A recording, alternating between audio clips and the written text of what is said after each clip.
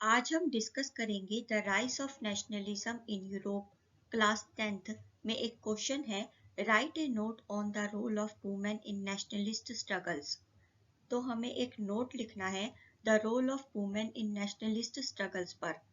तो मैं आपको इसका आंसर दे भी देती हूँ और समझा देती हूँ अच्छे से। Women of the liberal middle classes combined their demands for constitutionalism with national unification. They took advantage of the growing popular unrest to push their demands for the creation of a nation state on parliamentary principles, a constitution, freedom of the press and freedom of association. जो middle class की educated और liberal महिलाएं थीं, उन्होंने nationalism और एक United nation बनाने की मांग के साथ साथ अपने अधिकारों की भी मांग उठाई।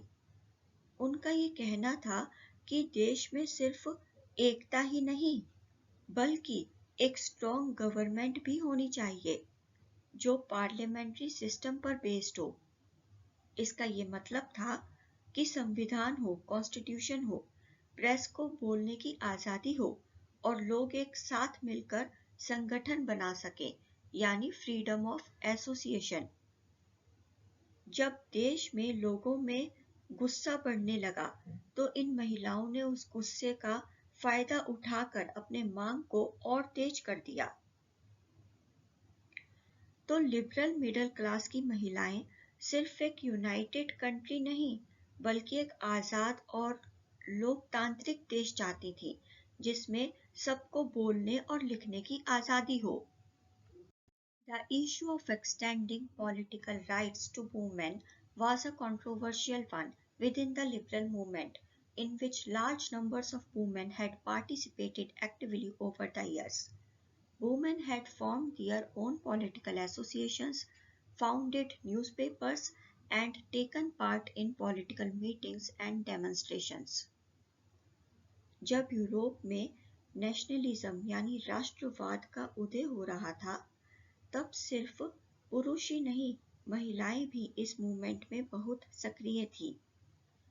उन्होंने रैलीज में हिस्सा लिया, अपने पॉलिटिकल ग्रुप बनाए और अपने न्यूज़पेपर्स भी शुरू किए। लेकिन जब बात आई महिलाओं को पॉलिटिकल राइट्स देने की, जैसे वोट देने का अधिकार, तो ये एक बहुत ही विवाद का मुद्दा बन गया। अब आप ही सोचो, जिन्होंने राष्ट्रवाद की लड़ाई में बराबर का योगदान दिया, उन्हें ही बाद में वोट देने से रोक दिया गया।